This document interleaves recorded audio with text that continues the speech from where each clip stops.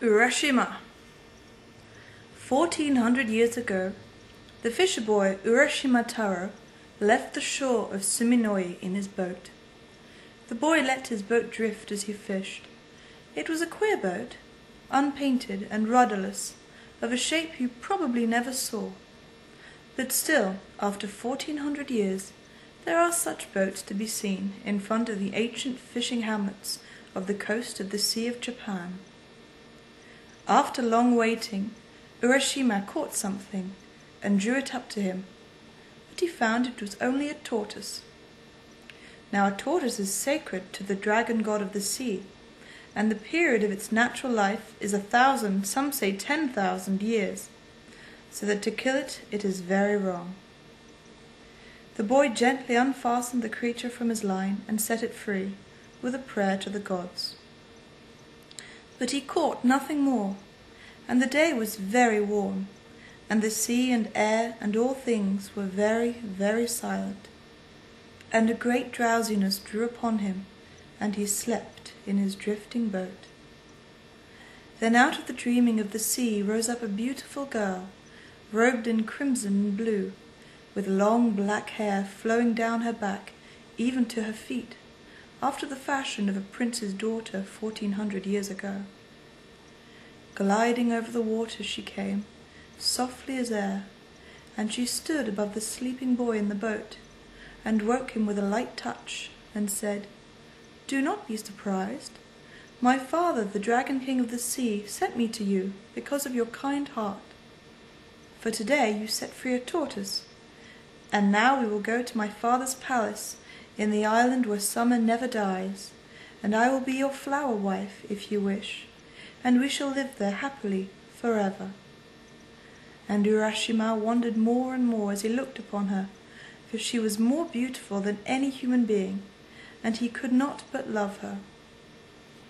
Then she took one oar, and he took another, and they rowed away together, just as you may still see, off the far western coast, wife and husband rowing together when the fishing boats flit into the evening gold. They rowed away softly and swiftly over the silent blue water down into the south, till they came to the island where summer never dies, and to the palace of the Dragon King of the Sea. There strange servitors came to receive them in robes of ceremony, creatures of the sea, who paid greeting to Urashima as the son-in-law of the Dragon King. So the sea god's daughter became the bride of Urashima, and it was a bridal of wondrous splendor, and in the dragon palace there was great rejoicing.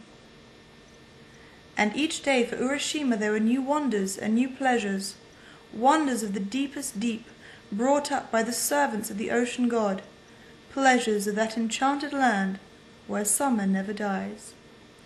And so 3 years passed. But in spite of all these things, the fisher boy felt always a heaviness at his heart when he thought of his parents waiting alone, so that at last he prayed his bride to let him go home for a little while only, just to say one word to his father and mother. Then he would hasten back to her. At these words she began to weep, and for a long time she continued to weep silently. Then she said to him, "Since you wish to go, of course you must go. I fear you're going very much. I fear we shall never see each other again. But I will give you a little box to take with you. It will help you to come back to me if you will do what I tell you. Do not open it.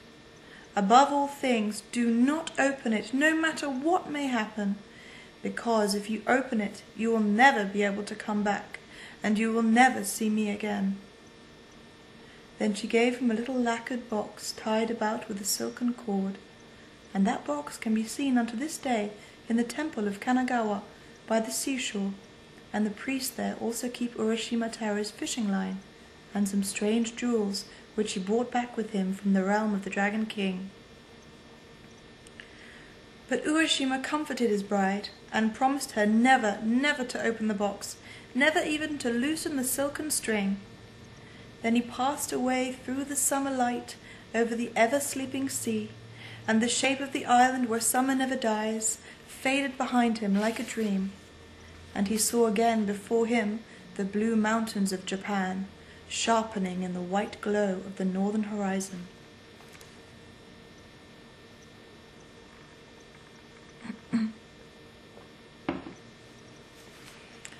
Again at last he glided into his native bay. Again he stood upon its beach. But as he looked, there came upon him a great bewilderment, a weird doubt. For the place was at once the same, and yet not the same. The cottage of his fathers had disappeared. There was a village, but the shapes of the houses were all strange, and the trees were strange, and the fields, and even the faces of the people. Nearly all remembered landmarks were gone. The Shinto temple appeared to have been rebuilt in a new place. The woods had vanished from the neighbouring slopes. Only the voice of the little stream flowing through the settlement and the forms of the mountains were still the same. All else was unfamiliar and new. In vain he tried to find the dwelling of his parents, and the fisher folks stared wonderingly at him, and he could not remember having ever seen any of those faces before. There came along a very old man, leaning on a stick, and Urashima asked him the way to the house of the Urashima family. The old man looked quite astonished, and made him repeat the question many times, and then cried out, "Urashima Taro! Where do you come from that you do not know the story? Urashima Taro! Why, it is more than 400 years since he was drowned, and a monument is erected to his memory in the graveyard. The graves of all his people are in that graveyard, the old graveyard which is now not used any more. Urashima Taro! How can you be so foolish as to ask where his house is?" And the old man hobbled on, laughing at the simplicity of his questioner.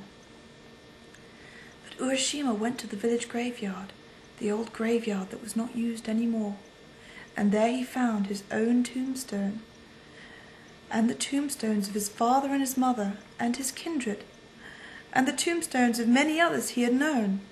So old they were, so moss-eaten, that it was very hard to read the names upon them. Then he knew himself the victim of some strange illusion, and he took his way back to the beach, always carrying in his hand the box, the gift of the sea god's daughter. But what was this illusion, and what could be in that box? Or might not that which was in the box be the cause of the illusion? Doubt mastered faith. Recklessly he broke the promise made to his beloved. He loosened the silken cord. He opened the box. Instantly, without any sound, there burst from it a white, cold, spectral vapour that rose in air like a summer cloud, and began to drift away swiftly into the south, over the silent sea. There was nothing else in the box. And Urashima then knew that he had destroyed his own happiness, that he could never again return to his beloved, the daughter of the Ocean King, so that he wept and cried out bitterly in his despair. Yet for a moment only. In another, he himself was changed. An icy chill shot through all his blood, his teeth fell out, his face shriveled, his hair turned white as snow, his limbs withered, his strength ebbed, he sank down lifeless on the sand, crushed by the weight of 400 winters.